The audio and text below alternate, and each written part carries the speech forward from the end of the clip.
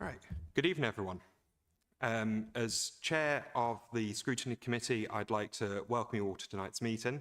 I'd like to introduce the Vice Chair, Councillor Roberts, and we're supported by Gemma Gray from Democratic Services.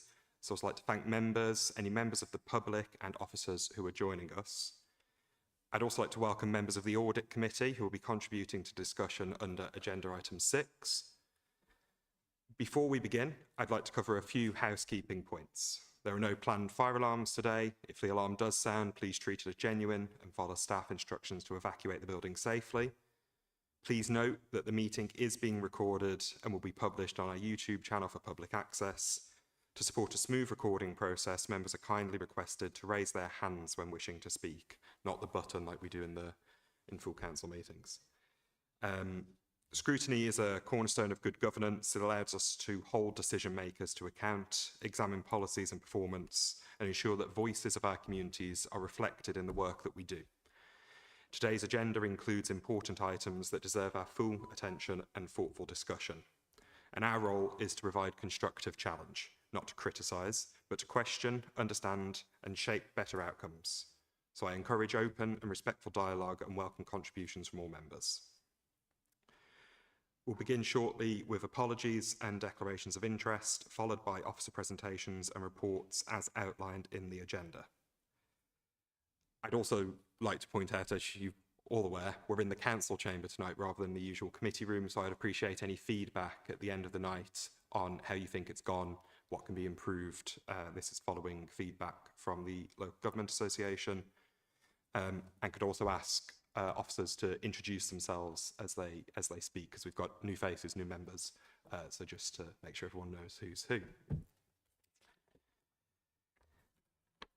So on to agenda item 1. Apologies have been received by Councillors Caulfield, the Cabinet Member for Neighbourhoods, Councillors Phipps, Cabinet Member for Economy and Infrastructure, and Councillor Bevan. Do we have any further apologies? Thank you. I note that no appointment of substitutes has been received. Are there any further substitute members? Thank you. Do any members have any interests to declare under the Members' Code of Conduct?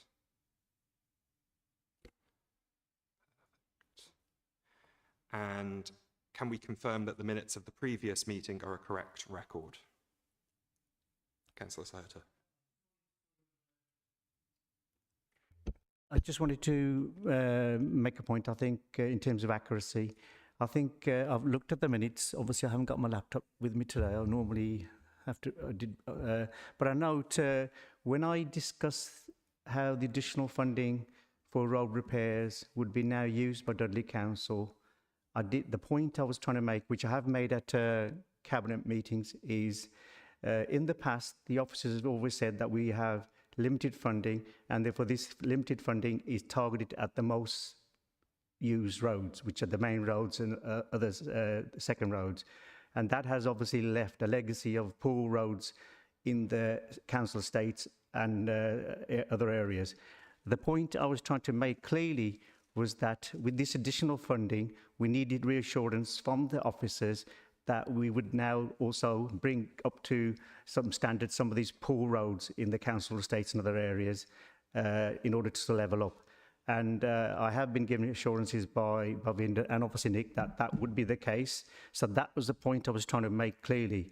And the minutes don't actually reflect that. And I think it would be useful in terms of accuracy. That is what was stated and agreed at the last meeting, because clearly there is still an issue, because, you know, obviously this is adding to this, that I've reported a road in a council today. I've been told it's lower priority. You know, half a mile down the road in a suburb, a little pothole's been repaired. So that clearly is happening. So I do need to make sure these minutes are accurate, and reassurances from Nick that we're not going to have a two-tier system for our awards. Thank you. Thank you. Is that noted, Gemma? Yeah, good. Okay. On that point, obviously, it would be good to sort of have that assurance from the director of in that relevant area. Thank you. Yeah. You happy to come in, Nick?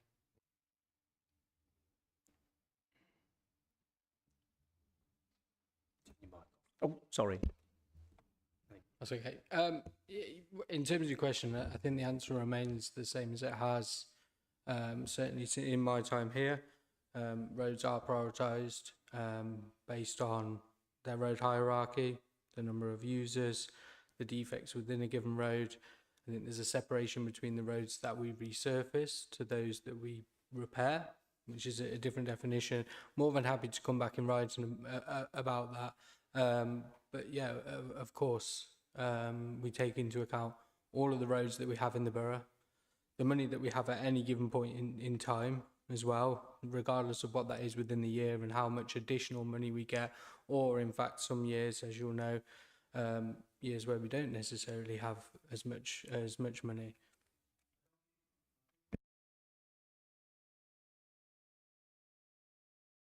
That the fact that with these additional resources from central government, that the council would now look to ensuring those roads that have been left behind will be targeted, and that's the understanding. I believe at cabinet meetings, other meetings, we were given those reassurances.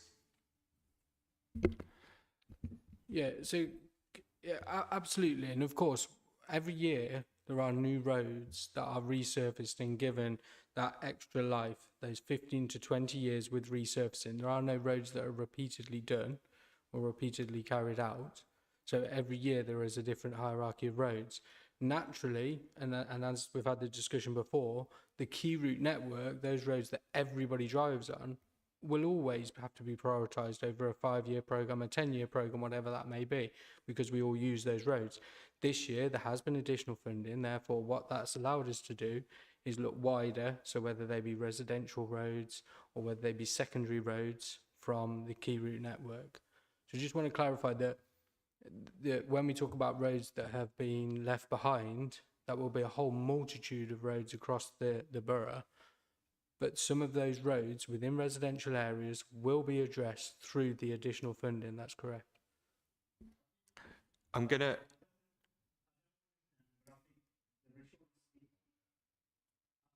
The issue's been skirted around. We can all go to our wards in the council stated where those roads haven't been done for donkey's years. I think reassurances were given that those roads would be now brought under a wider scheme. And the answer you've given there, Nick, really doesn't answer the question, because I've got an email which I'll email you saying that's a low priority. So I don't want to take commit, but that's the point I'm trying to make. Thank you. Thank you. Is there any other correction on the minutes? Yes, thanks, Chair. Not necessarily a correction, just a comment, and I don't expect an answer tonight, but under item 7, the parking strategy, Councillor Phipps went to great length and spoke with great enthusiasm about a parking strategy and the cost of £200,000. And then just a few days later, we get the leader of the council announcing 50p cut in parking. I just failed to see how the strategy is linked to the reduction. I'm not expecting an answer from the officer. This was a cabinet decision, but it's just the cart and horse comes to mind. And I do wonder whether it's electioneering and vote chasing. I'd echo the concerns of Councillor Roberts there. It's very important for scrutiny to be treated with the respect it deserves. In order to properly scrutinise council function. There seems to be two outcomes there. One, either the cabinet member for highways didn't know about this charge coming a mere weeks beforehand, or he did and didn't feel the need to share it at scrutiny. I don't think either of those are appropriate. Are there any other comments on the minutes? Okay, brilliant. Moving on to public forum. Are there any members of the public in attendance now invited? Apologies. Any members of the public in attendance are now invited to ask any questions within the remit of the committee. We have nobody in attendance, so we'll move on to agenda item 6, which is antisocial behaviour. Before we begin, I'd just like to remind members that we are looking at antisocial behaviour as a borough-wide issue. So while we might look into specific examples or types of antisocial behaviour, this is a meaty item. And I think to get on with it and really get into the issues, it's going to be very important that we don't get into to ward issues. So if members could keep that in mind when we get to it.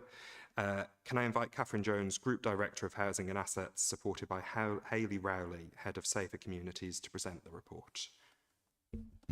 Yeah, thank you, Chair. So this report was brought at the request of the committee to provide an update on antisocial behaviour services. What I'd like to do, with your permission, Chair, is to take it that committee members have read the report but pull out some of the key issues and answer any questions that there may be, and most likely hand over to my colleague who will be able to answer in more detail. So in terms of antisocial behaviour, the council has a duty to manage antisocial behaviour within our housing stock, and our team also manages and responds to antisocial behaviour in the private rented sector, owner-occupier homes and in the community. Housing associations have a responsibility for leading on any antisocial behaviour within their own homes. And what you'll see in the report is a definition of antisocial behaviour and what constitutes antisocial behaviour, and also an outline of the tools that are available to us as a local authority to be able to deal with reports of such behaviour. So we will always start with the more informal measures, and you'll see those set out within the report, looking at warning letters if there are tenants, where we can bring in mediation, where we can bring in agreements such as good neighbour agreements and community protection warnings. Those will always come before any more formal or legal action is taken. And there's a reason for that, and I think this is a key thing that, you know, we always try and explain when we're talking about antisocial behaviour services is ultimately, and when we're talking about antisocial behaviour in council homes, although they are council homes and although the tenancies are held with us at the council, we need a court order to be able to evict somebody for antisocial behaviour or for any other breach of tenancy, to be fair. So we are obliged by the court to evidence that we have taken all the steps possible in advance of applying to the court for a possession order or indeed an injunction. So we will always start with those informal measures. It can take time. It can become very frustrating for the people who are complaining, because we will ask them for diary sheets. In the absence of diary sheets, we will never get any legal sanction, or either an injunction or a possession order. So really important that we're able to demonstrate all the work that has gone into trying to manage that antisocial behaviour before we seek the most punitive measures. So that's set out in the report as well. What you'll also see is how the team was structured and the significant amount of work that's been put in to improve the service since March 2023. You'll see that we've introduced a number of measures looking at how the team is structured, how performance is monitored, how cases are managed, where we can put in greater resources around mediation, and a whole host of interventions and changes within the service which has seen positive results. And those results are set out in paragraphs 9 through to quite a few, 15, I think 14 within the report. What you'll also see is the cases that the team are dealing with. So you'll see that, you know, the vast majority of cases or reports that come through to the antisocial behaviour teams are noise, followed by nuisance neighbours, and then smaller numbers against other forms of antisocial behaviour. That in itself is a challenge, because of course when we're looking at antisocial behaviour in our homes, we have a number of high-rise and low-rise blocks, and there will always be an element of noise transfer between flats that are in such close proximity. So quite a lot of work has to be done to determine what is actually noise that would constitute antisocial behaviour and what is the normal noise that you would expect by living in such close proximity to other tenants. So the team have to do quite a lot of work around that. It's probably worth me mentioning, it is in the report, that how we deal with antisocial behaviour in our homes at the moment is that to a certain level it is dealt with by the housing officers as part of their role around general tenancy and estate management and working with our tenants, but gets escalated to the dedicated ASB team where there's more significant issues or further action is required that may require some of those legal measures that we spoke about.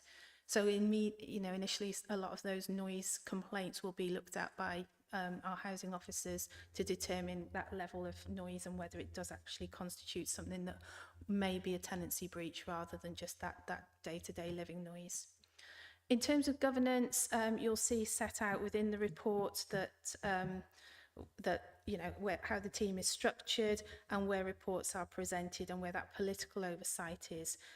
We're also subject to, as you'd expect, as our other services, performance monitoring, risk management, internal audits, external reviews, and are subject to the Housing Ombudsman Service as well. The service is very heavily governed by legal compliance because clearly a number of our duties, what we can and can't do, and our statutory responsibilities are set out within the legislation.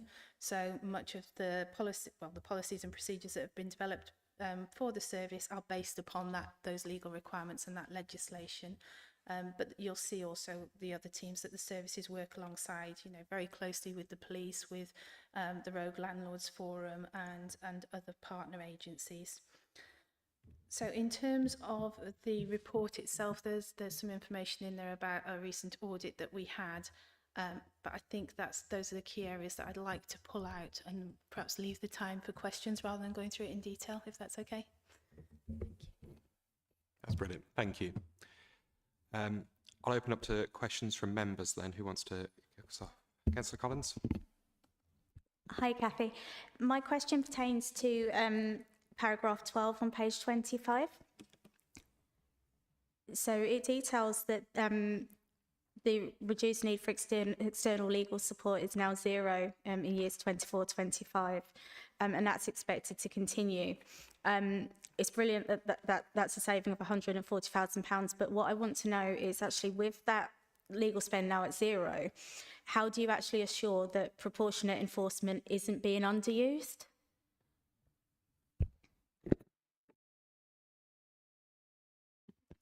Hi. The spend we had on legal enforcement, I felt, because it was me that was the person who made these changes, I felt that we were using external legal when it was not necessary. I felt that we had the expertise in-house to use it, and it was to do with possession action that we could take, and it would be possession action that we took when we were satisfied it was going to be an option that was available and was something we could pursue and would get a positive result. I felt that the way the team had been working at the time the answer had been to them, just take it to external legal. And so we looked at it as a new team that came in to take over this service, and we said we don't need that. And what we've shown by the way we've worked is that we've got better results, better satisfaction, fewer staff required to deliver that, and we reduce the spend to zero. And so we anticipate that will continue, and we've felt that we haven't had the need to pursue these options. These were injunctions. These were things that when we got there had no they weren't being utilised properly. We'd got inappropriate injunctions with too strict conditions that couldn't be enforced, things that legal advisors had told the team to do that we could never ever enforce upon. So we changed things round. So what we found is that we haven't reduced the service we provide, we've actually improved it, and it was just a waste, not a waste, but in hindsight, the money is utilised better elsewhere and it's produced that saving. Does that help in any way? Yeah, thank you. Thank you. I've got Councillor Rowley. Yeah, thank you, Chair. I mean, something just doesn't sound right to me by reading this report. You know, there was a team of 26 who had high levels of sickness. Cases took a long time to resolve. But after cutting £476,000 from the budget with a smaller team, suddenly, who are highly skilled according to the report now, so it does say about, you know, the previous team, where did things go wrong. Sickness has improved, performance has gone up. It just doesn't make sense to me because the level of antisocial behaviour is still on the increase in some areas. And I would like to get a better understanding why things didn't work when we had a bigger team, which would have been able to cover much bigger area across the borough, whereas now we've got a much smaller team, which probably is struggling to deal with the level of antisocial behaviour that's coming in. Thank you. I can answer. So when I took on that team, I was asked to take it over. We went in, we had a look. What we'd got were poor processes. We'd got poor case management and poor processes. We were queuing work. So instead of dealing with cases, so the customer rings up and says, I've got a problem, instead of answering that phone and saying, what's the matter, let's assign you to Mark and he's going to sort it out, we were queuing the work. So we were creating an additional demand. And they got to a point where they just simply couldn't meet the demand. When I took it on, there were 135 cases sat in pending that hadn't even been looked at. So we immediately went in and changed it. We sat our teams down and said, answer the phone and speak to the customer. Ask the customer what's the matter and allocate the case. Better case management, more proactive ways of dealing with things. Speak to the person, ask them what's the matter, see if you can resolve it today. It's just better case management. It simply was a poor performing team. It had got snowed under with its own processes. So we went in, we changed some of the things we do. We were saying that we'd deal with things that the police deal with. We don't have those solutions, we can't deal with them. I can't go out and deal with crime. I can deal with the associated parts of it, such as drug dealing. I don't have the power to enter. I don't have the power to assess the substance or seize it. I can deal with the things that might contribute to that, like cars parked or comings and goings, but I can't actually do anything about it. I can't prove it's cannabis. So I can deal with the associated bits, but we were promising we could do things we couldn't do. So we went in, we made a policy change, and we refined what we were dealing with. And that has helped because it's been given clarity to customers. We had cases that were running for years. We were saying we could do things we couldn't do. So what we've done is streamline it. We've been more reactive. We still aren't as proactive as I'd like to be, but we are more reactive and we're dealing with things on the day, allocating the cases, making sure they're managed by a dedicated officer. Somebody monitors that, makes sure someone goes out. We're not perfect. You know, I'm going to put my hands up, we're never going to be perfect. I can't imagine who is. But it has made a difference. It was poor case management, poor processes, and they've been resolved, and that has given you that difference in performance now. So we're not pretending, it's not a lie, I've not skewed the figures. It's just better. The tenant satisfaction measures back that up because that's real people telling you this is better. That's not me telling you that. So it is backed up by evidence that's external. Does that help? Is there any? Well, if I can come back, Chair, it does to an extent, but the issue then becomes who was at fault, you know, because some of those issues should have been tackled, whoever was responsible, under whose directorship it was. So clearly they had taken their eye off the ball then. So it isn't by reducing the numbers, it's now working better. What I'm saying is, and you haven't, I think through you, Chair, you haven't answered the bit about there is still an increasing level of antisocial behaviour. And, you know, how do you think you're going to be able to cope with that?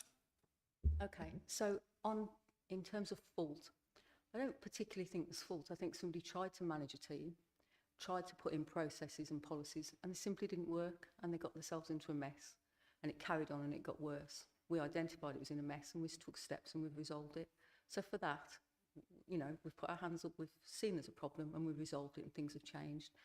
In regards to an increase in antisocial behaviour, I think nationally it's recognised that antisocial behaviour is underreported by about 50%. So we've seen an increase in reports. I'm not so sure we've seen an increase in antisocial behaviour, but because we're doing better, because we're dealing with things in another way, it might be, and I can't say, it might be that because people feel they can report it and feel that we're more effective, that people have more confidence to tell us about things. I can't prevent the neighbours from making a noise, and I can't prevent people falling out, no matter what I do. But I can say that I can deal with it and prevent recurring incidents, or at least try to. So we've seen a slight increase, which I think statistically is not relevant. It's about 2.7%. So I think when you look at statistics, 6% and above is relevant. But for us, we accept there's a change. So we'll keep on top of that, we'll monitor it. If anything, if we feel that what we're doing is wrong, we'll tweak it and we'll change it, we'll constantly review. Does that answer? Thank you.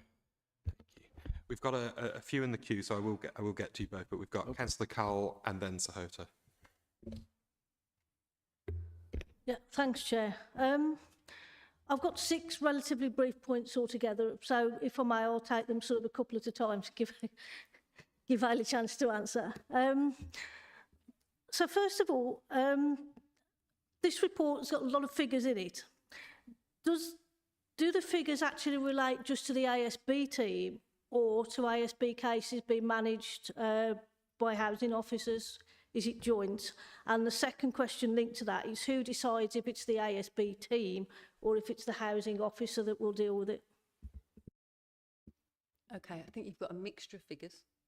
So you'll have some that are coming. Our reporting system has changed. So our original reporting system was a system called Caseworks. So Caseworks, we moved into a system called React quite recently this year. So the original Caseworks system we didn't feel was adequate. It wasn't meeting our needs. It was difficult for us to determine what was what. And that was one of the problems we were having, monitoring and reporting. I wasn't confident in what I could see. So we took on a new system called React. That's been better. It's got a customer portal, and that's given us an ability to dig deeper into the figures, and we feel like we're going to be able to produce better results. We've separated the teams, as Cathy mentioned, as in the lower level. I don't like to say lower level, but the not as significant ASB is being dealt with by the housing officers as tenancy management issues. When that escalates, it's being managed by the ASB team. So we are now able to keep that more separate than we were able to before. What was the rest of your question, Jackie? Basically, who decides, how is it decided, which way it goes? When you report ASB, you go onto My Dudley. You fill in, there's a form that asks you loads and loads of questions. You'll fill it in and that'll give you a score, so it's a risk assessment. But we don't just go with that. So when it comes through to our staff on the front desk, which is the same day, they'll check that and then they'll ring the customer and they'll go through again, because often when people fill in a form, they say things and may have underplayed what was going on or may have overplayed it. So we'll talk through the circumstances, and the team who are on triage that day will decide whether they think that's hitting our threshold for whichever team. But again, if someone thinks they're wrong, we've got a process between teams where we can escalate and de-escalate. So if we think, yes, that's for the ASB team, and then we get to it and think, actually, it's not, we'll then have a conversation with the community housing officer and we'll de-escalate the case. But if the community housing officer looks at it and thinks, no, this is beyond, I've spoken to the tenant, we'll escalate it back up, and that's quite quick. There's got to be someone triage it, someone's got to decide, but that's done by really experienced officers, and that process is overseen by a team manager, and that's checked daily. Okay. Thanks for that. The next couple, the first one's relatively simple. Paragraph 8 refers to a patch system for ASB officers. I just wondered whether there was a list, how we know who's responsible for which patch. And the other one, and it's an issue which has cropped up again recently in my casework, which I was previously told wasn't the case anymore. It's if you report ASB and they sort of come out 3 times for 15 minutes and that's your lot. Now, I was told that had finished, but it does appear to still be carrying on. What's your view on that? Well, that shouldn't be a thing. So if it is, I need to know so I can sort that out, because what's supposed to happen is we go out, we do our investigations, and it's either a proven, we find there's an issue and we try and resolve it, or we decide there's not. So I can go back and if you send me the details, Jackie, I can find out what's going on, but that shouldn't be a thing. There's no set blanket policy for visit 3 times and it's over. It's a case by case basis, okay? Final point, final couple of points you'll be pleased to know. How will the service be accountable to the regulator if it's, given that it's going into the neighbourhoods and this split? I just wondered how we were going to continue to report to the regulator. And just a final point, you were talking about satisfaction earlier. Yes, it shows us 61.7% satisfied. But I'm the sort of little sod that says, well, that is 38.3% that isn't satisfied. So haven't we still got an issue there? And the answer is yes, and we'll keep trying our very best to address it. We are actually the top of the big 7. So even though we have got some room to make things better, we're doing the best out of the seven Mets in schools. Just a regulator thing, how are we going to... Yeah, in response to that, so our approach to antisocial behaviour is included within the neighbourhood standards. So as you know, we're self-assessing against all of those standards, and we'll continue to report on that through to our relevant scrutiny committees and Housing Assurance Board.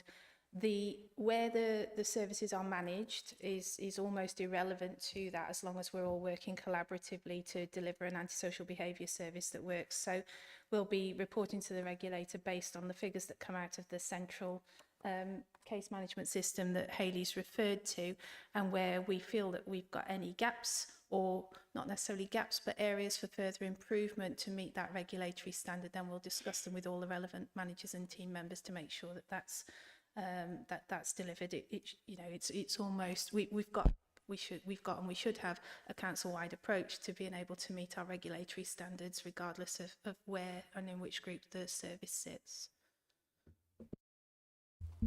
Okay, thank you. Thanks, Chair. Thank you. I've got Councillor Sahota, then Clinton. Yeah, thank you, Chair. Obviously, thank you, Hayley. I welcome the report. I think, obviously, clearly, there seems to be some sort of direction to travel in terms of what you inherited previously in 2023. I think I remember going to the committee meeting, Bhavinda saying, you know, the SP team was in a bit of a performance issue, obviously, as you highlighted in the report, and obviously you seem to have sort of made quite a few changes and trying to take the staff with you and upskilling them, etc., which is all positive. And obviously, you know, that's picked up by obviously the sickness data, which so is that correct? 2025, only 3 to 5 days have been lost through sickness. That is remarkable. Is that correct? As far as I'm aware from the... Okay, so, you know, that's positive. I think what the report could have done with Hayley is obviously some details about the structure of the team. I know we talk about patch-based. I'm assuming that you're referring to town-based, so officers will have their own specific town or wards to focus on. And I do, obviously, I think, certainly I think Jackie picked up also, how is this data,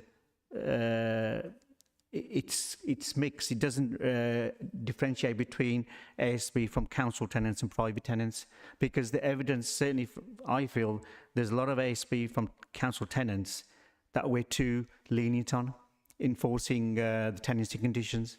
And I think obviously that smile obviously would suggest that you probably agree with that. And I think some of the tenants do get away with a lot of ASB issues. We get further down the line and before it's too late. So I think that is housing management, which I think does need to be addressed. So that's that issue.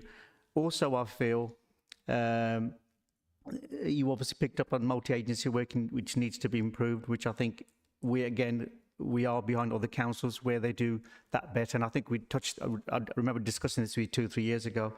I think there needs to be that. And I think the police are looking into having town-based multi-agency meeting, which I think is positive. Also, I think best practice in other boroughs, members are given sort of updates on ASB in their wards. So they're kept on regular. I think that's another good practice we could look in. But I think overall, you know, it looks obviously, you know, things are getting better. But obviously, like I said, there's still a lot of ASB going on. But I think there is still quite a bit of work to do. And thank you for your work and marks. Thank you. And thank you, and I will take on board what you've said and try and get you some updates. We're going to try and do it by ward, and group together some wards. And Jackie, you did ask me for a list, and so I will get you the list and tell you who to contact. So you'll have somebody there, and we're trying to work in the hubs as well. We're trying to get ourselves spread out a little bit more and make ourselves more accessible. We have got a lot to do, we know, but I'll take on board your points and we'll try our very best to do what we can to meet the things you're asking us for. And thank you. Thank you. I've got Councillor Clinton and then Councillor Kettle, then Councillor Clinton. Thank you, Mr. Chairman. Looking at the pie chart, holistically, I think it's a very good result, actually. And I'm delighted to see that there's so little violence on the chart. And when you think that we're dealing with sort of 324,000 people, 21,000 authority properties, and 138,000 properties in total, I think that pie chart shows a very encouraging result. Now, let's go on to part of the report. You've given us results from 23-24. We're 6 months into the new year. Why haven't we got 24-25? Why are our figures so far out of date. The 26 staff you mentioned in the report, did that apply to 23-24 or 24-25 or 25-26? So would you clarify where we are with the numbers, please? And yeah, leave it at that. I think I've been fair. Is that right now? Numbers-wise, I inherited the team in about 23. Oh, sorry. Numbers-wise, I inherited the team in 23. And when I came in, we'd got 26 staff. Now, what we identified almost straight away were the process issues I talked about and the case management issues.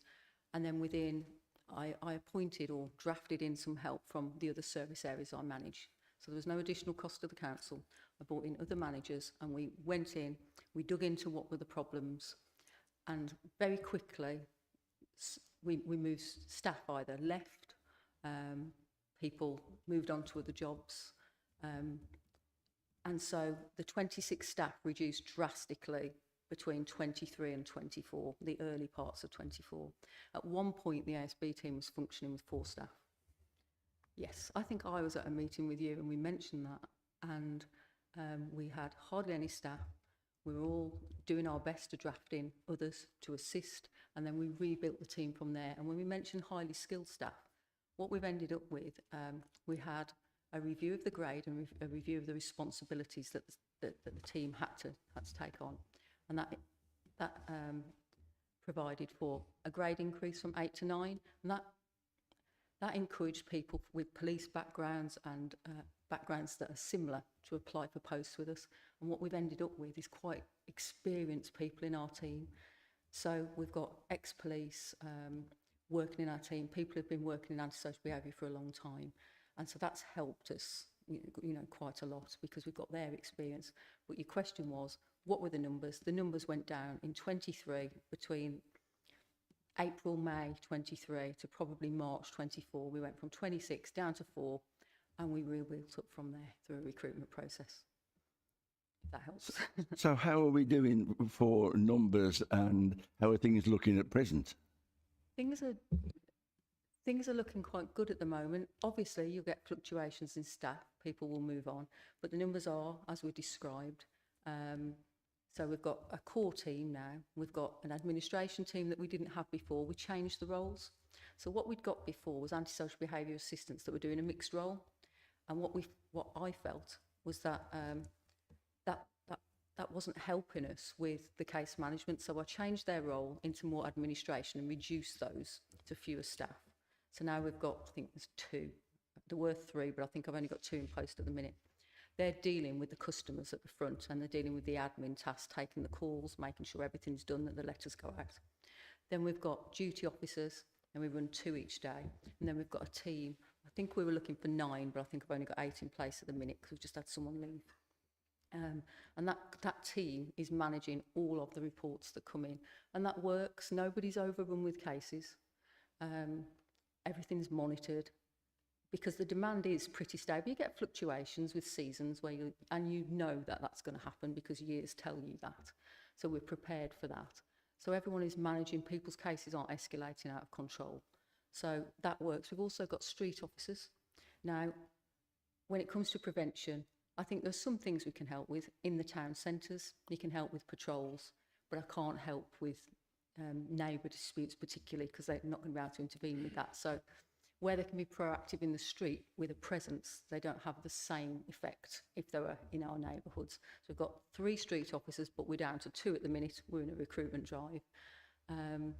We've got a team that work with travellers and we've mixed them all into the same group. So it is as described, as that is the staff level, and that has been built up since the reduction in 24, and we've just built up and up until now. So how recent and how good are your figures as far as being up to date? Okay, so the figures were produced for this report.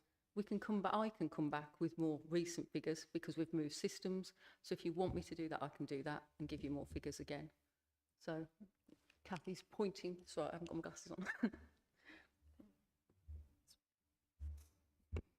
Yeah, it was just to say that I appreciate some of the staffing and sickness figures, etc.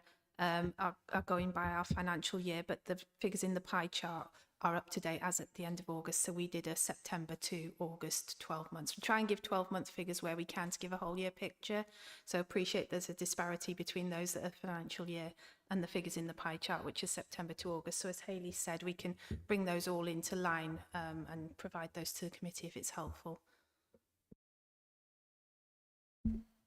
Thank you. Councillor Clinton. Yeah, mine's in relation to the lovely pie chart as well. Children's Services has had this one, so you might as well have it as well. Is there any way we can have the breakdown on, I mean, noise, it's a very big section. What types of noise? Is that cockerels? Is that motorbikes? Is that kids screaming? Is that... We don't know. It just says noise. If we're going to try and scrutinise things here, we need to physically see what type of noise it is. And when it comes up to nuisance neighbours, it's the same thing again. What are they getting up to? All we know is nuisance neighbours. What are they? Violent nuisance neighbours? Can you see where I'm coming from? And my second point is you mentioned you've relaxed some of the what you would class as ASB. Not relaxed, but obviously get rid of some. It's the drugs one I'm more interested in. Kathy, at the beginning, you stated that you can't get to court, basically, if they haven't breached the tenancy agreement.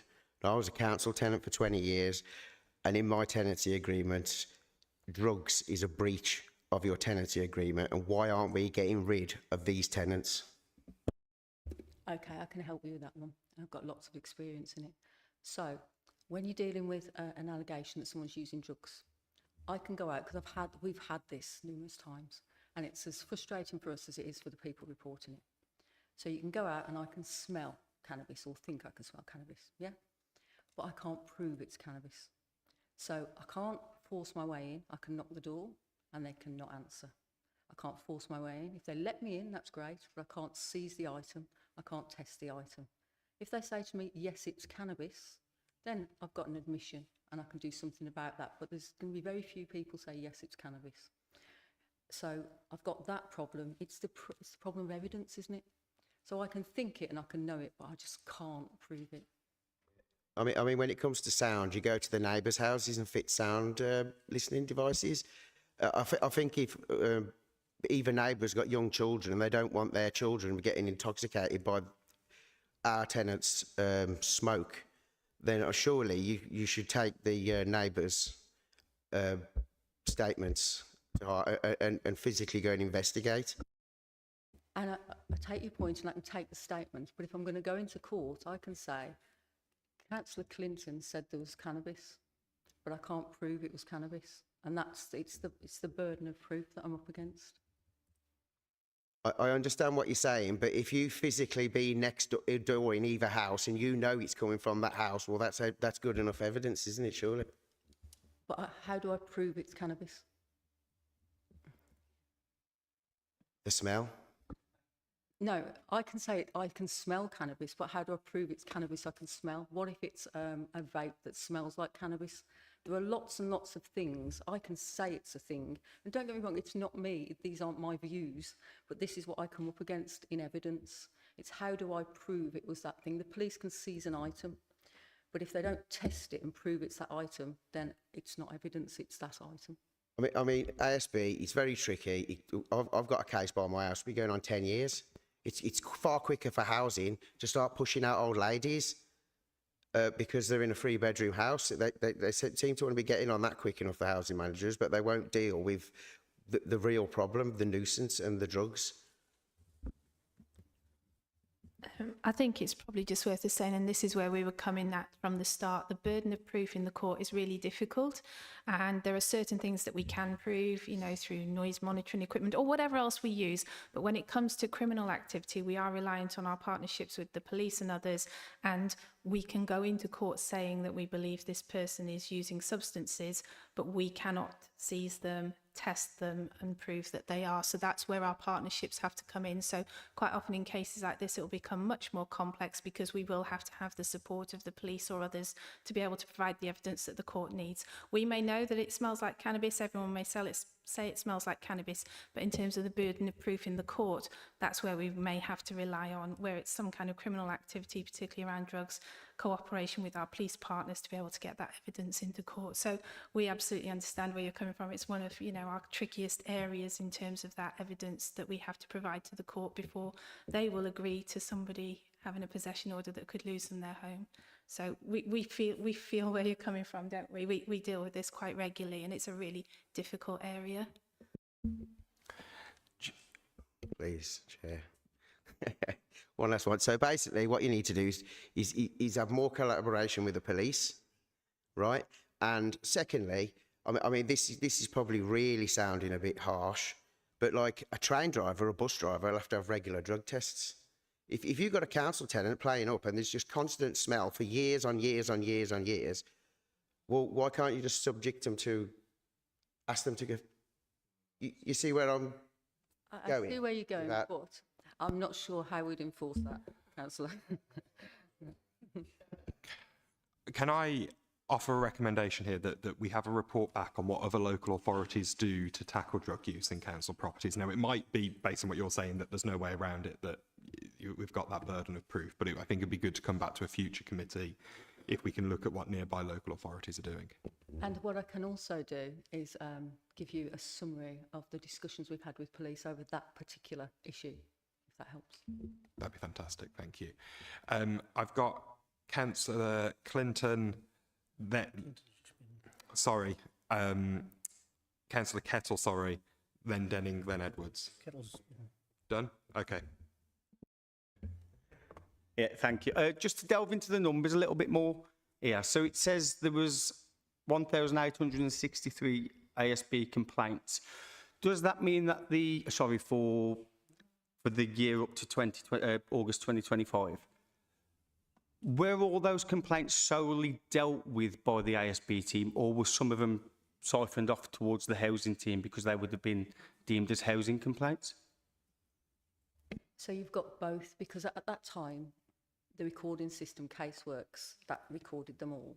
Now I can tell you what goes where with a bit more confidence as of this year, so as of this financial year, since that system's in. But it is roughly about 800 complaints in across the board, so a mixture. So based on those numbers, it's not just the ASB team dealing with it, it's the ASB team plus however many housing officers there is. Yes. And how many housing officers are there? Go on. There's 36 housing officers. So essentially it's the ASB team plus 36 housing officers. So the ASB team has 36 extra members of staff working with them, even though we've been told that members of staff have dropped significantly. That's not quite right, is it? So the ASB team deals with the more significant issues, and that's what they're dealing with. The tenancy management issues, which is the lower level arguments between tenants, things that are quite difficult to enforce against. You'll deal with issues like, I don't like where so-and-so puts their bin. These are tenancy management issues. So our community housing officers will go out. It's just a tiny part of their job, because obviously... But in terms of the numbers that we've been given here, it also includes the housing officers dealing with the work that the ASB team is dealing with. But you'll have, and I'm not trying to play up the antisocial behaviour team, you'll have a proportion that goes to the community housing officers, and I can come back to you and tell you what a proportion is. In my mind, I think it's around 40%, but I just want to be sure. And then you'll have cases that swap between the two, because they'll escalate, de-escalate, and they'll move around depending on what's happening. So I think going forward, it would be better if we had that divvied up completely, so we know exactly how many complaints are being dealt with. So where it says that this is up to date till August 2025, what were the actual number of complaints that were dealt with in the previous year over the same period in comparison to the numbers of staff that you had working directly for the ASB I team? can come back to you with that. Is that okay? Yeah, that's fine, yeah. And then finally, just based on obviously housing department and housing officers, I think as councillors we all work closely with the housing officers and we see the good work they do. There is a slight worry, unless it's being dealt with, that we're sending them into volatile situations. Or is it completely just noise complaints them dealing with? They ain't being sent into anything where there's domestic abuse or there's drug use themselves for them to deal with? Surely that shouldn't be being dealt with by housing officers. There shouldn't be. That's the purpose of the triage. It's to pull out the things that we think are more significant. So the things that are potentially violent, where there's domestic abuse, where there might be a risk of violence against the officers. They're the things that the ASB team and the people who are more specialised are supposed to deal with, because we've got we're used to dealing with, we've got the tools and the powers to do it. So the housing officers, we envisage and should be dealing with the more what we call tenancy management issues. I can't say that you're never going to go and find that something is not quite as it seems, because you can only go on the information you've got, but we spend a lot of time trying to make sure that we get that right. There's a triage and then it's checked. Yeah. We've got systems that check that people are safe. Before anyone goes out, we've got the employee warning system, so we check what's known about a person. So we never send anyone into a situation without information about risk. Okay. Does that? Yeah, and if you could just come back to us with the proper numbers, because to be fair, I think it looks on the whole like you're doing a good job, but some of the numbers could be slightly inflated and misleading, even though not intended. So it would be good if we could have the proper numbers given us. Okay. I've got Councillor Denning. Thank you. So, Section 9, 61.7%, there's no baseline to go off it. So it can be quite misleading. It could be a survey of 2 people, or it could have been 20,000. Obviously, it makes it look... So I did psychology, and this is part of it, data manipulation. Same with the 54%. And the 60.5, and then in paragraph 10, 91%, which great figure, but it's that number that it actually represents. Out of a survey of 68 women, 20 of them liked this shampoo, but 40 of them didn't. You know, it's that about getting the data behind the percentages at times. And I know all reports, they like the nice percentage. Same with the pie charts. They're good, but you need the data behind them as well. And then just one more question is enforcement action. Has in the last 12 months, anybody actually been evicted because of the work of the ASB team and what the tenants have done? And if so, what sort of numbers, please? If I take the first part of that and then I'll hand over to Hayley, if I may. So in terms of the figures in paragraph 9, these are based on our annual tenant satisfaction survey, which we are obliged to do by the regulator of social housing. So they have set out 12 questions that they expect all housing providers to ask of their tenants once a year and report on them. And they set a percentage of how many of your tenants you need to speak to. So for Dudley, based on the number on the housing stock that we've got, that's around 1,200 tenants. So that is 61.7% or 54% or 60.5% of that 1,200. So that's based on that sample, which is what the regulator deems to be statistically significant.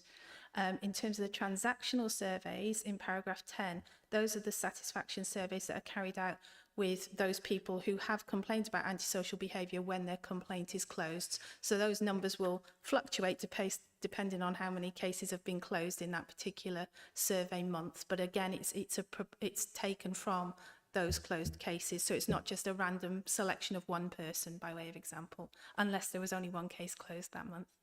Thank you. Hayley? I'm not aware that we've evicted anyone. Now, I don't see that as a particularly bad thing, because we're not about evicting tenants, we're about resolving issues. So there's been lots of cases where we have resolved issues, but there will be other cases where we aren't the lead, where there'll be crime or disorder that the police are dealing with, and then we wait for the outcome of that. And once you get a conviction, so this can be something that takes a long time, we can then act upon the conviction. We're waiting for that, you see. For us, if there's crime, we need there to be crime in the locality, and then we can use that as the breach of tenancy that you mentioned. So it's not us that can prove that crime. The police prove that crime, prosecute the person, and then we deal with that with the breach. Is that answer? Is that okay? Councillor Edwards, did you have a question on that point? It was on just slightly a different point, but it's only very quick. I might have asked it. I don't think I did, but I've written down that I did. So where the saving is £476,000, is that an absolute saving, or has some of that been transferred to the housing department because housing staff have been used to cover certain ASB claims? No, that is a reduction in staff because we had lots of staff and now we've got lots less staff. But based on knowing that some of the housing staff were used to cover some of the jobs, as overtime gone up, has somebody else been employed in the housing department? No. Okay. Councillor Stanley, did you have a question? Yeah, thank you. It's just to back up the comments was made by Councillor Clinton. We're getting more involvement with the constabulary. I was with the police last night, and some of the stuff they were explaining to us that they have got available, and some of the things that go on out there that they can detect from seeing these sort of things. For the greater cooperation with the police and sharing that type of knowledge together would be of great benefit to this authority. And I agree with everything that Mrs. Haley says, Mrs. Rowley says, because I've dealt with her for years and she's an extremely good officer, does a splendid job for us. And I hope she will, as she's nodding the comments I'm making, take on board the suggestion I'm making. I will give her the officer I was with last night, and I was very impressed with the way that they were dealing with it from their side, but hasn't even been mentioned in this room tonight. So I'll just leave it at that, if I may. And I am in regular contact with Mrs. Rowley, and I'll explain to you exactly what I experienced last night, what they have available to put into practice, which I think would be an asset to this authority. Thanks. Thank you. Councillor Creed? Yeah, I mean, my question really is insignificant against all the problems you've got. But, and I've had a reply, I'm not happy with replies to questions or problems, should we say. I had a complaint from several residents in the Norton area about a antisocial behaviour by horses being ridden on the 3 fields. Now, Councillor Creed, is this ward specific, or is it leading to? Is this leading to a borough-wide point, or is it ward specific? well, it does lead on to something which works out. The reply I got was that Dunsley Fields is a designated leisure land and falls under the council's bylaws for parks and open spaces. The bylaw states a person shall not, to the danger of any other person, ride a horse and other animal capable of being ridden on a pleasure ground. But what worries me is, however, there is currently no mechanism in place to enforce bylaws, and the council does not intend to install signage at this location. It then goes on to say, I hope this information is helpful. And it comes from a housing strategy, that's why I mention it. So do we have people that will enforce bylaws? I would assume we would, but that's not a complaint that I'm familiar with. So if you can send me that, I can have a look at that. It's not one I don't think that's come through my team. So it's not one I can readily answer. Is that okay? Thank you. I've got Councillor Roberts and then Councillor Ali. Yeah, just back to paragraph 9 on the performance.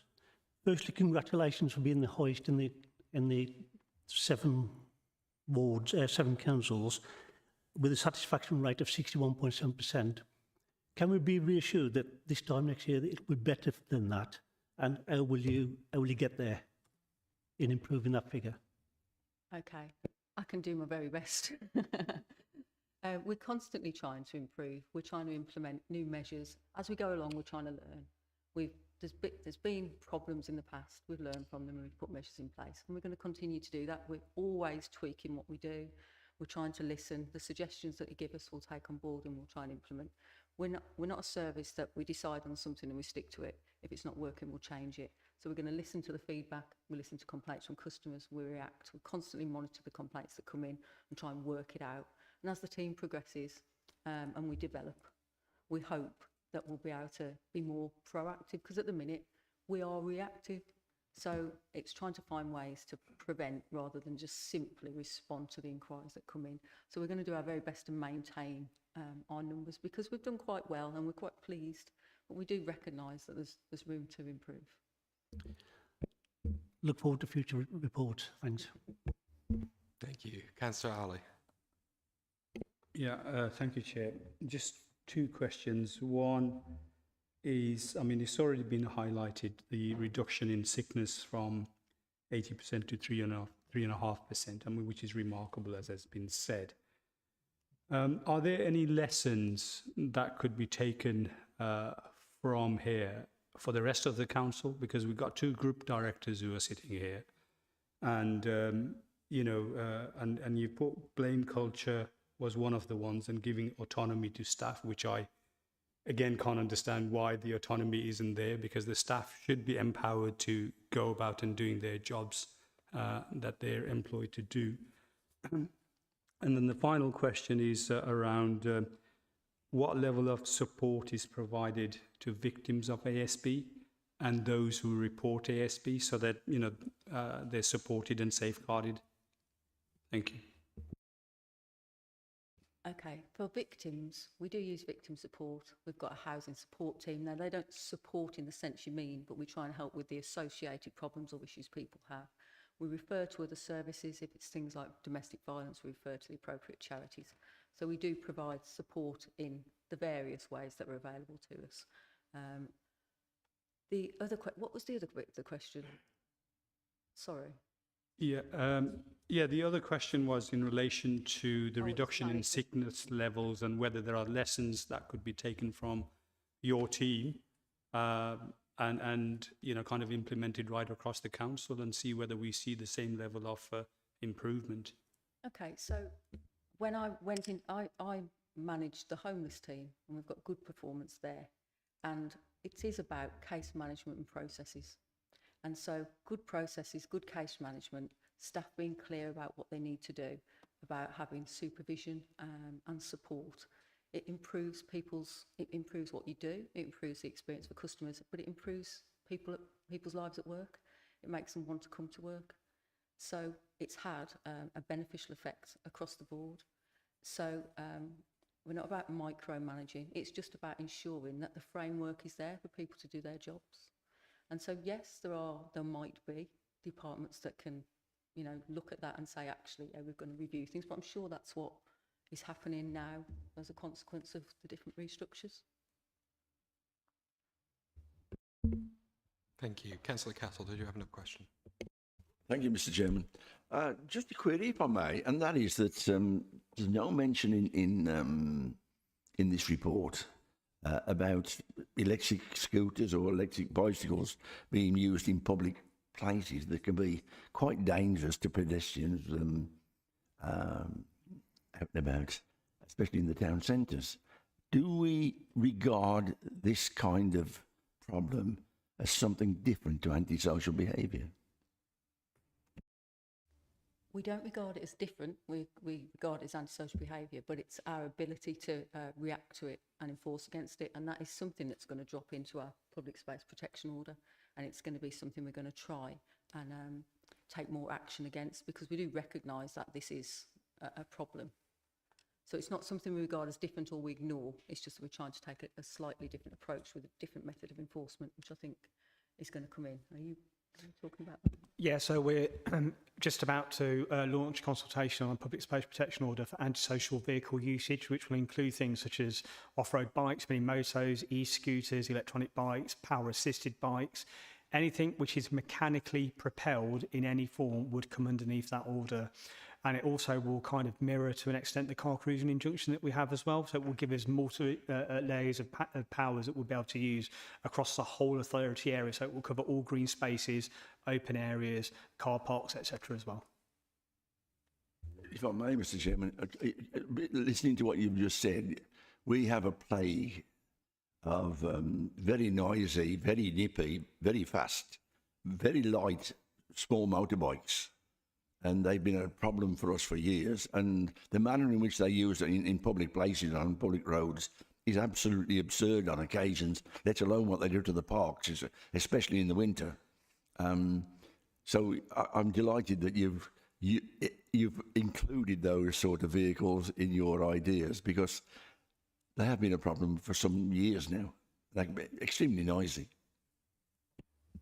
If I may just come back on that, one of the things we are looking at is the use of new technologies, so potentially drones and things like that, so that obviously we will have officers that will have the skills. If we get the required funding from the West Midlands Police Crime Commissioner, we will then look at using drones to actually be able to target these hotspot areas and take out enforcement action against them. Thank you. I've got Councillor Cowell. Yeah, just very quickly coming back on that point. In my area on the Bowling Green estate, we had one of the first PSPOs in the borough, which did include such things many years ago. But quite frankly, just a word of caution, unless it's resourced, unless the police is there, unless people can be available to deal with it, it basically becomes a piece of paper. It's the old adage that you need the police resource, you need a response. So just a word of caution. It sounds great, but we've got to have the tools on the ground, otherwise it doesn't work. Councillor Cowell, just to come back with a response to that, I work very closely alongside West Midlands Police in Dudley. I'm based at Briley Hill Police Station, and I have very regular, and by regular I mean almost daily, conversations with them about how we can approach PSPOs, how we can deal with antisocial behaviour. It is absolutely on their radar.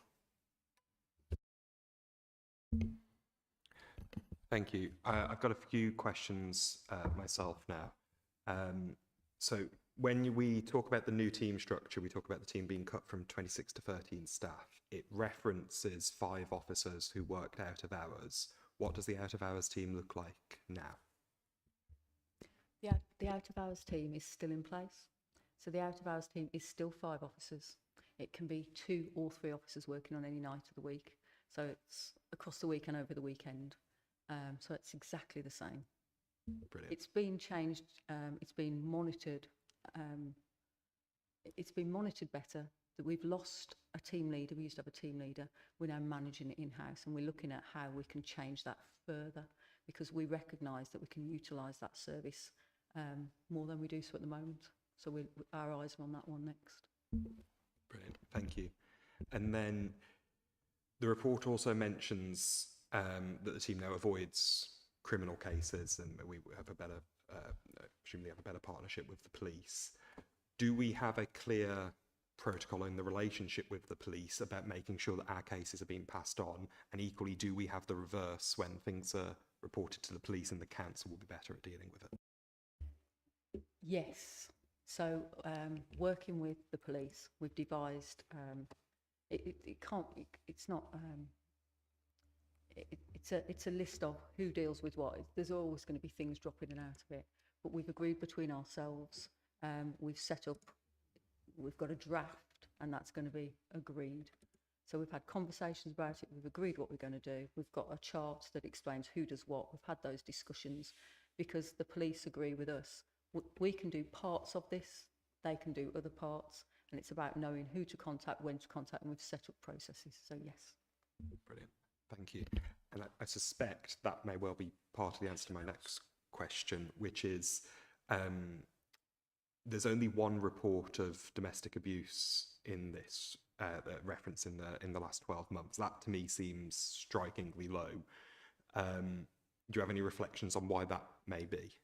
Yes, because for me, domestic abuse, I don't believe it's antisocial behaviour. You're dealing with domestic abuse, a crime against predominantly women. So when I get a call that says, I can hear screaming next door, come and tell them to shut up, that's not an appropriate response, is it? I should be dealing with a victim of domestic abuse in a completely different way.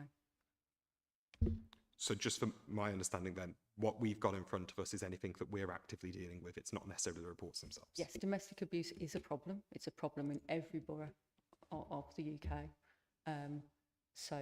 But again, I don't think antisocial behaviour and the powers and tools we have are the response for that. It's dealt with in a different way.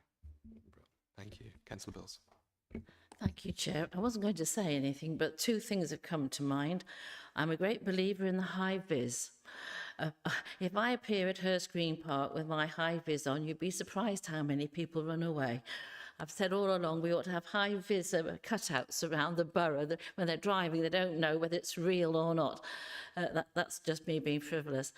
The issue with the police, I have found the difficulty is you have your neighbourhood police, but if something happens and they dial 999, it goes to Briley Hill.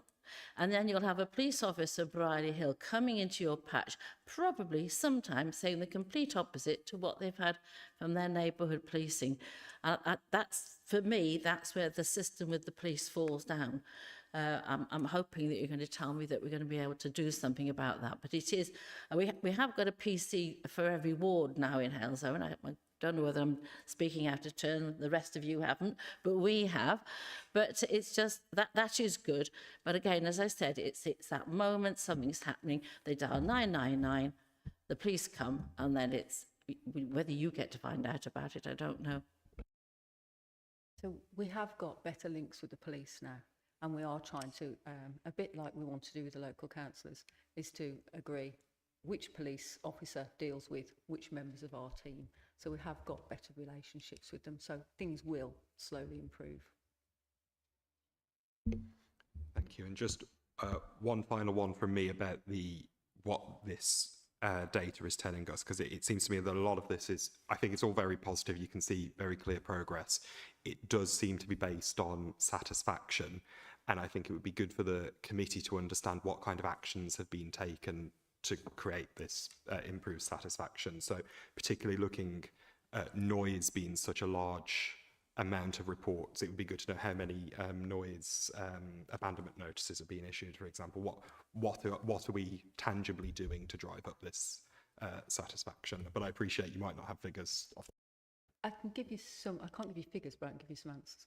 So to drive up satisfaction, a lot of the problems and the dissatisfaction with the team originally was our response, was that you might wait for weeks to hear from anyone and there might be delays. And they're the issues we've addressed with better case management and processes. Because I might not be able to fix the problem, but at least if I can be seen to be making an attempt to fix the problem, people understand that we're making an effort and we're trying to help. So that drives up some satisfaction. All our team now have had mediation training, because a lot of this is noise. It's the way we live with each other, isn't it? It's about having respect for each other and in our tenancies, because we are living in high density areas. So the team have had mediation training. So it's about being able to talk to people and negotiate with them and explain, you know, to have respect for each other. And rather than problems escalating, it's about them de-escalating, and that has driven up satisfaction. So it's the lower level things that are probably the bigger issues for our tenants. And they're the things that annoy people the most. Someone making a noise, someone banging a door, cars being, you know, revved loudly. They're the things that make your life miserable every day. Whereas crime in itself, we're a borough of low crime. So the issues are the way we live with each other, and it's trying to resolve those. And I think that has improved with getting out there, speaking to people, being on the ground, being visible, as Councillor Bill says, because we've got a street patrol team now and we send them out routinely. So I think that's helped drive up satisfaction. We're going to continue to do that. Brilliant, thank you. Councillor Edwards, and then I'm going to run through the recommendations. Yeah, just a quick one. And obviously it looks great. I know we may have been critical, but that's what we're more there for. In an ideal world, now, ignore the phrasing of this, but now you've got control of your team and you know what you're doing.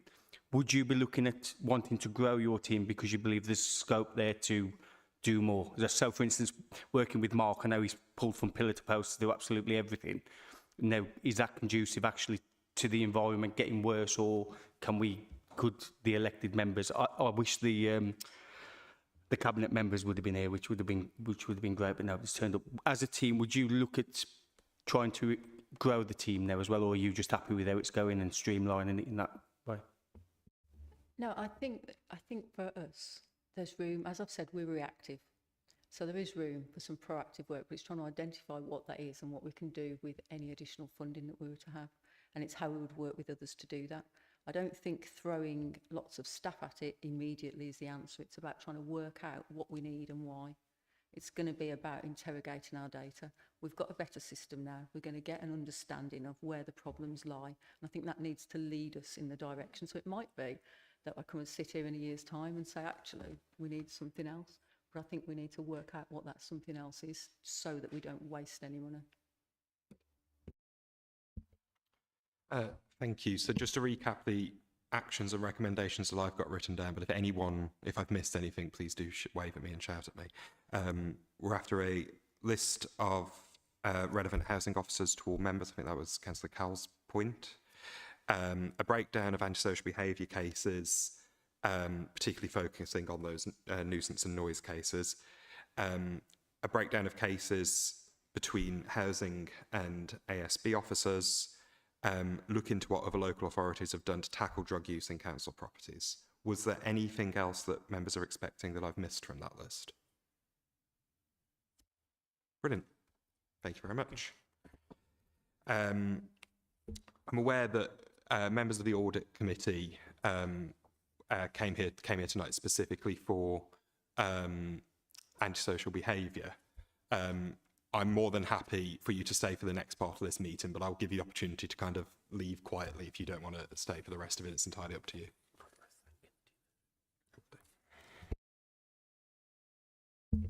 Brilliant. Well, thank you for a great report and for answering the questions very thoroughly. We really appreciate it when we can really get to the core of some of the issues that we're dealing with in Scrutiny. So it's very much appreciated. Moving on to agenda item 7, which is the response to civil unrest and combating extremism from pages 31. Can I invite Catherine Jones, Group Director of Housing and Assets, supported by Mark Wilson, Community Safety Officer, to present the report. Yes, thank you, Chair. And again, with your permission, I'll give an overview of the report and then hand over to the expert to answer any questions.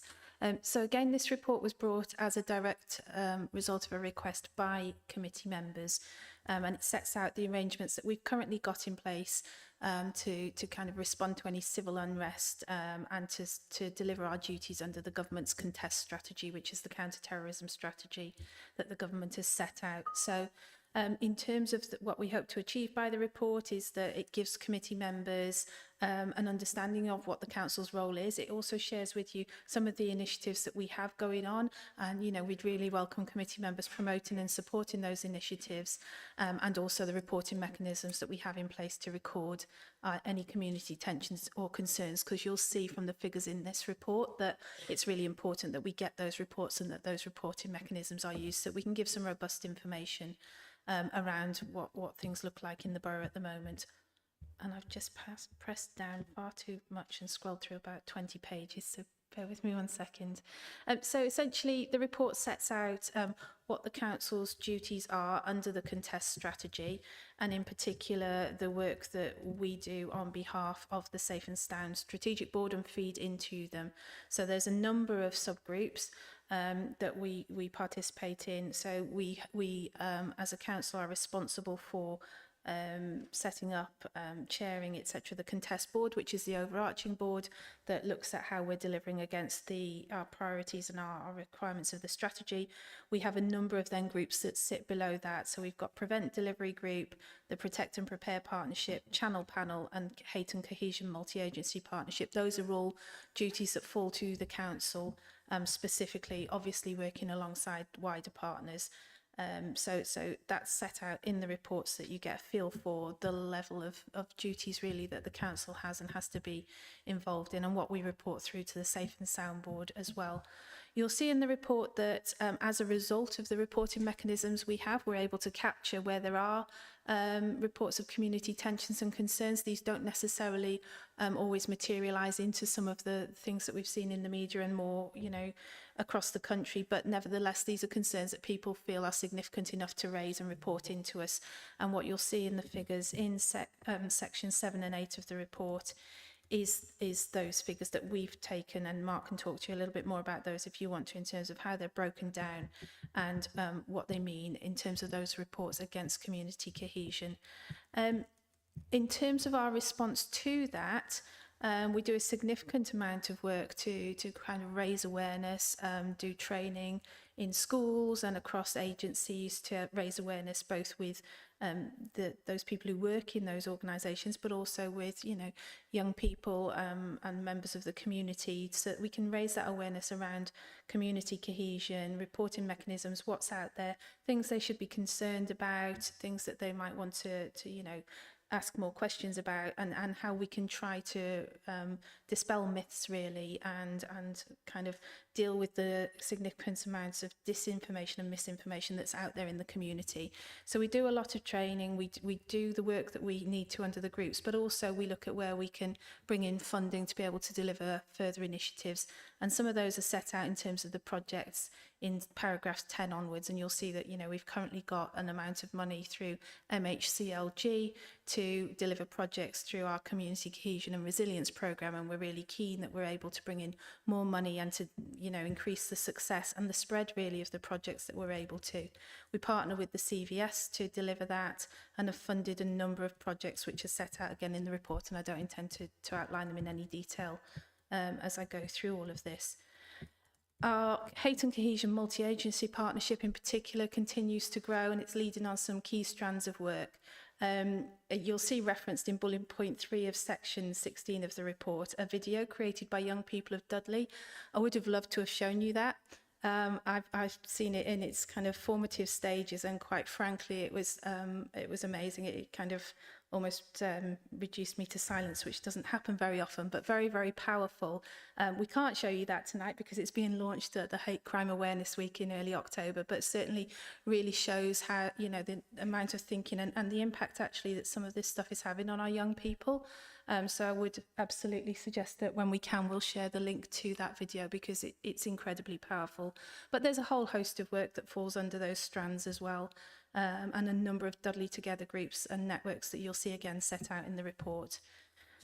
We've referenced the Hate Crime Awareness Week in the report, and again, if there are things that you know, councillors are aware of and are able to be involved in as part of that week, we'd absolutely welcome the support. Our ward councillors are the people who are out and about, you know, in our borough day in, day out, and can kind of raise that awareness with the people who are in your wards. So we'd really welcome your support at any of those.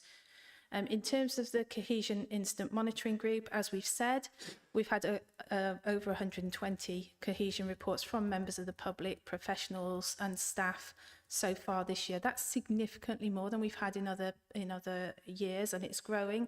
And we could see that as a concern, but we also see it as a positive, because what it means is more people are aware of the reporting mechanisms that are out there and are taking advantage of, or you know, using those reporting mechanisms to raise their concerns. Not all of them, as we've said, will kind of develop into some of the scenes that we've seen elsewhere, but it's important that those are reported in. So whilst those figures are higher, part of that I think is the success of the awareness raising that we've been doing through the work of the team. Section 19 sets out a number of funding bids that we're currently have submitted, and we're waiting on outcomes for those. Mark may have an update since the report was written, but I'll leave that to you if no, it doesn't look like we do. But nevertheless, we're continuously working to bring in more funding to be able to deliver these initiatives. And then there's some information in the report around our prevent duty, and this is one of the duties placed on us as a local authority under the contest strategy, and some assurance, I hope, to the committee that, you know, our approach to prevent is progressing well. We have that annual assurance process that's completed by the Home Office, and you'll see in the report their feedback from the most recent assurance process for 24-25, which sets out what the council's doing well and where we could perhaps make some further improvements or implement some further good practice. That's set out in the report, and then we move on to, I apologise, it is a long report, some further information on our multi-agency partnership and the work we're doing there, the number of attendees that we get from across different organisations, and that's really important as well, that we're engaging across different partner organisations so that we're able to raise awareness. And I think finally Channel Panel, which is a specific duty of the local authority, which focuses on us providing support at an early stage to people who are identified as being vulnerable of being drawn into terrorism. And that's a monthly meeting that we chair. And you'll see that, you know, again, through Channel Panel, we have an assurance process. It's changed slightly this year, but we do have that assurance from external Home Office. They're not auditors, assessors, I guess, that we're operating effectively in the channel space as well. We have had an increase in referrals, and you'll see those set out in paragraph 40 of the report, but we're assured that we have got the right framework in place to be able to respond to those referrals and manage them appropriately through the channel process. So a long report. I've tried to pick out the highlights and no more, but again, happy to go into any more detail as requested, and I have the expert next to me for any questions. Thank you. Brilliant. Thank you. Who wants to kick us off? Councillor Edwards? Yeah, again, very well detailed report. This is probably questions, it's not necessarily about what's been going on here, but obviously with the recent protests and riots which have been at the front of everything that's been going on, has extra funding been allotted to the council to help deal with situations like that? So that's one part of it. And then the £57,000 which they've granted you to deal with all this stuff and all this inclusion and integration is like a minuscule amount for how many people we're expected to work with and cross partners with it. I don't even know what I'm asking you. It just seems like you're having to deal with a lot and getting nothing extra. Are you getting extra, or is it just your team and your ASB team and your housing team now dealing with this issue as well? If I can jump in on the first part, there has been no additional funding since the Community Cohesion Resilience funding that we had, which was the £57,000. There's been no further funding for us from central government. I was made aware today that other local authority areas have been given an additional funding of £25,000, which we did not get in Dudley. I will be picking that up tomorrow morning. With response to the second part, we do what we can with the resources that we have. We work very closely in terms of internally within the council. So I spread myself around the whole council in terms of our work with CCTV, housing, ASB, you name it. And we work together as a true partnership to try and resolve these issues. It is very busy at the moment, I think it is fair to say, and it will probably continue to be so for the next couple of months as well. Yeah, I mean, I haven't really got anything to add. I mean, obviously, those amounts of money are ridiculous for what's being expected to the results off the back of it. If the political leaders were here from the cabinet, it is how we get in touch with government to say, like, come on, that's absolutely ridiculous. But apart from that, well done. Councillor Stanley and then Councillor Bills. Yeah, Mr. Chairman, can I refer to page 34 and the graph on there of activities? The date on there is July 2024. Is that a mistake? Should that be July 2025? Or if so, why are we using last year's figures? I think if it's page 23, that's the previous report, but I'm just... No, 34. 34. I do apologise, I heard 23. Community cohesion and civil unrest. Yeah, so what you're seeing there is the data until July 2024. So we do it on a 12-month cycle. So that is the most recent data. So when I wrote this report, I hadn't actually broken down the data for this new year as of yet for 2025. I'm happy to go ahead and provide that, but you have to bear in mind that that data is now going to look completely different in terms of what's happened in the last few weeks. And that is precisely why I asked the question, Mr. Chairman, because there's been a lot of change in the last 12 months. So those figures are probably a lot different what I'm looking at here to what they are currently. Yes. Would the officer agree? Yes, I would. Thank you. Thank you. Councillor Bills. Thank you, Chair. I think we're dealing with pressures that we never thought we'd have, because a lot of what's happening is happening because of social media. Nothing that we are actually doing. I actually had somebody who put a flag outside my house and said that I've done it because you live there. About 2 days later, he came over and his wife was standing on the doorstep saying, you go and say sorry. So, you know, it was sorted. But in all the years I've lived here, since 1971, I have never felt as frightened as I do now. When we had the council meeting and those people were going around, they were actually, if you look at the filming, targeting women. You know, so you got your Andrew Tate coming over as well and challenge women.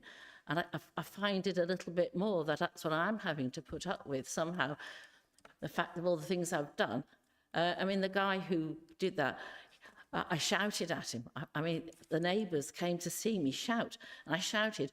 There was a black car coming into my road and going out 2 or 3 times a day. What do you think I was doing? I was being the mayor. And as you can see, sitting there, the crown is there. You are the king in Dudley. You know, used to say to children, king can't make it today, so I've come. And this little understanding of our constitution, how it works and what things are. And I think what we're missing in this country is education. We used to have citizenship, where you would get taught that. And I'm not going to get political, but I hate Michael Gove. And he just got rid of it all, didn't he? He just went to reading, writing and arithmetic. And I really think what we're paying for here is A, the social media, and B, the lack of understanding of how our constitution works. I did, people say I've raised a lot of money for my charities. I did a lot of standing and telling people what I did for a job. And I had people in their 50s and 60s having no understanding of how it's the king. They knew nothing about the lieutenancy. And then it comes to think, for instance, when there was a general election called, the letter comes to the mayor because the king can't go to the politicians because the politicians are not there. They've got to be organised. But people didn't I must admit, I never knew that little bit myself. So I think we're in a very strange position. It's very fragile out there. And there was a motion, if you remember, colleagues, about flags coming up. It's sitting there somewhere. It's from the Black Country poll. Yeah. And I was asked, well, you respond to that, Hilary. And when I first thought about it, it was going to be, oh, I love the Black Country flag, and I'd have brought my rainbow flag, and me thinking all the flags I've ever had on my house. Suddenly, having a Union flag and a flag of St. George has become political. And you just don't, you're almost reticent to talk about it. But I don't think there's much that we can do in terms of other than upping our reporting. How can we do it? You see, I haven't reported my incident. I just thought, oh, stupid person. Left him to his wife and his kids. But the thing is, we need to really, really get people to let you know, find the hotspots. But we're still left with this problem. What do we do with those flags? And I can't give you an answer. I don't know. I mean, it's really difficult. And just thank you very much for being there. I know I wrote to you and everything, and you were very helpful. But the 2 points I want to make is, number one, a lot of this is outside of what we can actually do.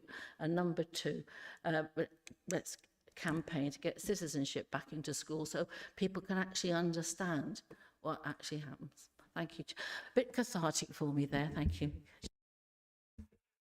Happy for you to respond. Yeah, that's a lot of an ask for an answer, so I'll try and keep it brief if I can. I think it's really important that as elected members you interact with me. I know that there are some councillors, and I will name them, Councillor Bex at the back there is very, very good at coming forward with information. And same with Steve. That information is really pivotal sometimes in helping us reduce and contain issues that may occur in our borough. So I can't stress that fact enough. This isn't a 9-to-5 job for me. I get paid to do my hobby. I absolutely love doing the work that I do, and I'm really passionate about that in the Dudley Borough. I think the issue of the flags is a very difficult issue, and I think that requires some sensitivity because a lot of people are being patriotic, and we have to acknowledge that, but we also have to understand that for some people it is being used as a dog whistle to other issues as well. So we have to be cognizant of that in terms of how we deal with that. I do work with Jim and highways as well, so we are looking at the flag issue and we're monitoring that, and we will take action where we need to. But the only flags that we will take down right here and right now are flags that are causing an obstruction or are a public safety issue. Other than that, the flags will remain where they are for the foreseeable. No decision has been made on that other than that. I think with regards to the issue of disinformation and misinformation, how we challenge that, that is a huge challenge, one that I constantly harass the Home Office and partners in Department of Education around that as well, in terms of how we can actually engage our young people in critical thinking skills and also how we deliver this in education. It's a huge area of work that is bigger than Dudley Borough. It's probably bigger than the United Kingdom right now. It's a global issue.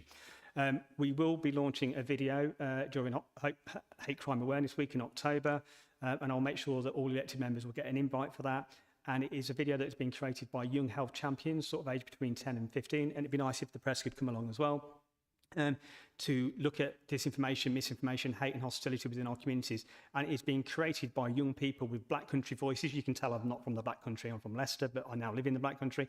But it's literally Black Country through and through.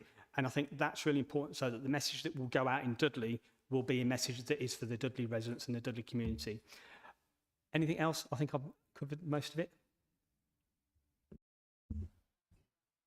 Of course, we are also having to deal in Halesowen North with what's happened across the just 500 yards down the road in Brant Hall in Sandwell.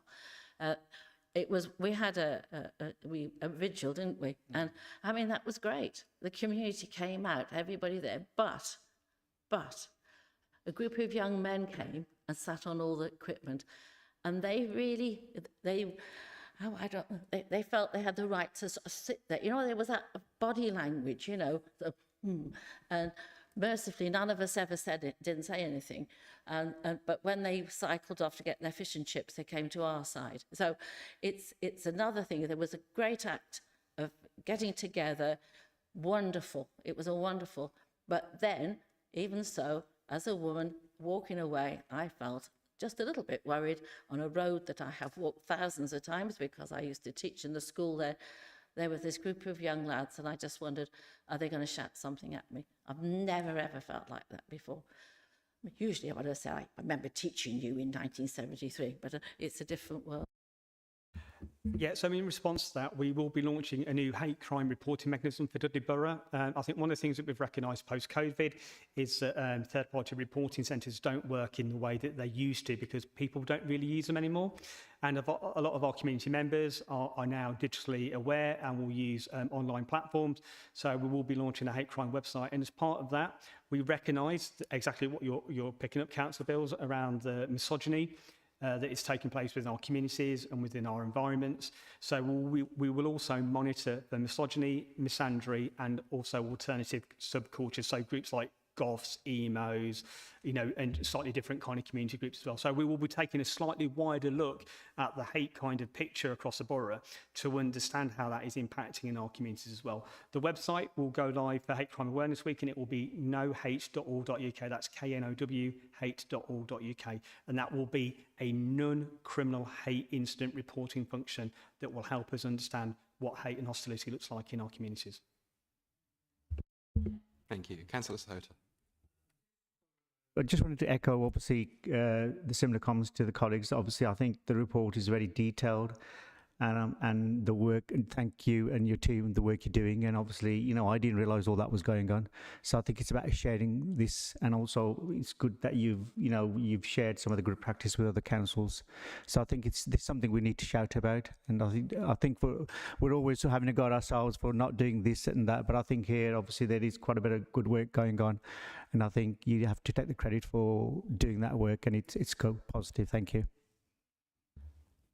I think it's Hayley you need to feel sorry for, because poor Hayley has to put up with the emails from me when I'm doing this, and I've gone and contacted this organisation as well. So we are really progressive in Dudley. So we've formed a working relationship with Northampton University, and they've got an extreme right-wing network that we're now working with. We're part of that. We're looking at other national organisations as well that can potentially work with us around digital life skills and actually combating disinformation in the digital space.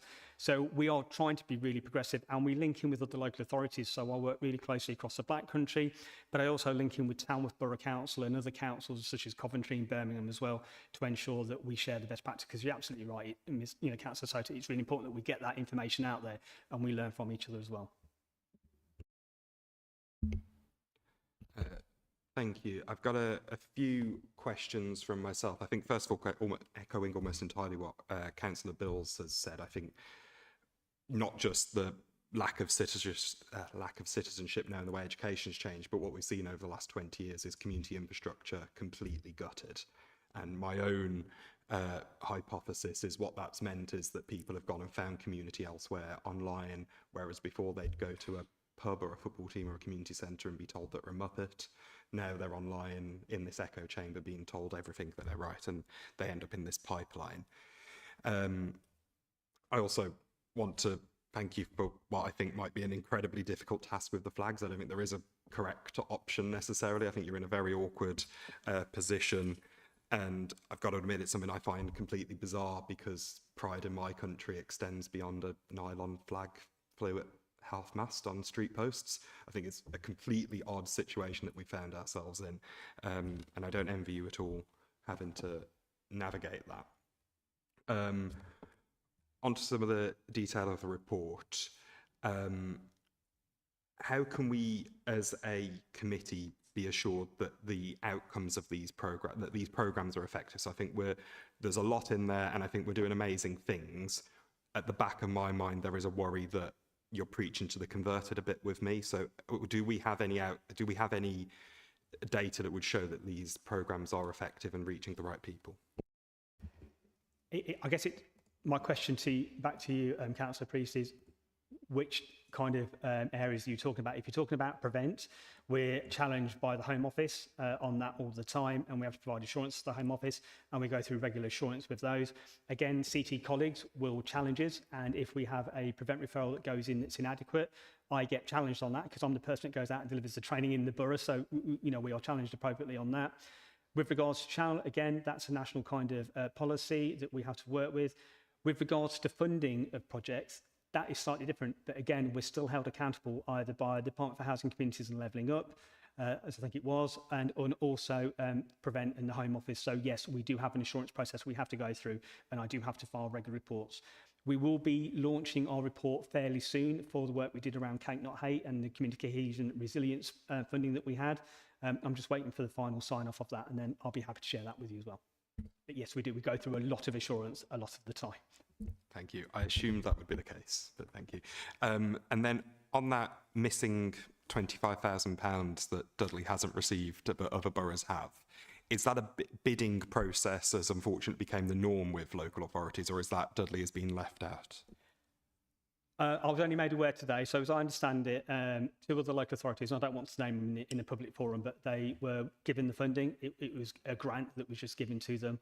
There is other funding that is available to be shared within the communities in Dudley, but we as a local authority can't apply for that. We have to work with Dudley CVS, and they have to send it out, and it has to kind of go through Dudley CVS. It's not something that we can do or apply for.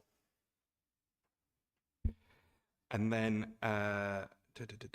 final one from me for now, unless anyone else jumps in, it makes me think of anything. A lot of these projects seem to focus on young people. I think it's very good, like we've clearly, as an authority, taken our commitment to young people very seriously. Do you think there is scope for more work with people who aren't teenagers working, and how would that look like in your perfect world? So I have a core ideology, which is something called Cake Not Hate, which is about facilitating conversations about different diversity, faith and religion through community conversations. Sit down, have a cuppa, have a piece of cake, and actually work through what people's fears, misconceptions are about the different and diverse communities that we have within the borough. And that's an all age range kind of thing. So that will be ongoing as and when we get funding to do that. But yes, I absolutely take your point. This is not a single generational agenda issue. It is across every single age and generation within the borough, and we will continue to look for funding to support that work. Councillor Edwards. I love the fact that, is it you that created the cake, not out, so you get to sit and eat cake all day? Fantastic. Do we think, and you haven't got to answer this at all, do we think there's a political issue with the £25,000? You haven't got to answer that. Also, just on the disinformation, following on from what Hilary said, actually, and she's right with the protest that happened outside the council chamber last week. I think we all support the right to protest and peaceful protest, and I think, from a personal point of view, I actually think the council house steps are the best place to do those protests. I don't understand why people are going to houses, hotels, HMOs or anything, intimidating people, which are predominantly women and children. The problem we had after the protest last week, Hilary was right again, it was predominantly women that was targeted. In fact, it was only women that was targeted. On the video that was shown from the people who filmed themselves doing it, they only kicked into action when there was women in the foyer. They only ran to the windows when there was women in the windows. They only kicked in the back doors of this council house, knowing that there was women inside. Based on disinformation from that point of view, is there a way where you feed into the comms team or to the police? Because reports in the press and reports from the police were looking for somebody who was wanted for burglary in that instance. Now, I think we all know, and if Hilary would have been walking out the back by herself, or any of the other women were walking out the back by themselves, they weren't breaking in to steal things. So does that fall into the disinformation process, and how do we combat that side of it? Regular dialogue. So I'm having regular dialogue with obviously our comms team internally, also with the comms within the police, and I regularly liaise with the police. So I'm based in the police partnerships team office, so I have regular dialogue with them as well. I think it's a multifaceted issue that you've kind of described there, and I don't think there is a simple or a very easy solution to it. But I think it's through dialogue, it's through partnership working, which we'll continue to do so. And again, the reporting in of these instances are really important to us in terms of how we manage that. But yeah, it's a very difficult ask. The thing about the funding, I'll reserve an answer on that if that's okay. Were there any other questions from members? Okay, well, thank you. I mean, for me, I'd just like to go back to a year ago. In the aftermath of the Southport attacks was an incredibly tense time across the entire country. So I can, from my own perspective as a member, I think the work you did to keep us informed, let us know what was happening across the authority was very much appreciated. It made me not just more informed, but more safe. Dudley, unfortunately, has a history of that type of protest and that type of violence. And I think we were very lucky to escape anything major that time. And I think we're very lucky that the recent protest was largely peaceful as well. And I have no doubt that that's largely a part of the work that you and your team do. So I just wanted that minuted that, you know, certainly from my part, it's very much appreciated.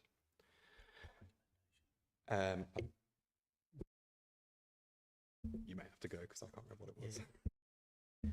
Thanks, Chair. I've recorded one recommendation from the floor, which is for you to produce regular, up-to-date figures around community cohesion on the committee. Yeah, more than happy to do so. Fantastic, thanks.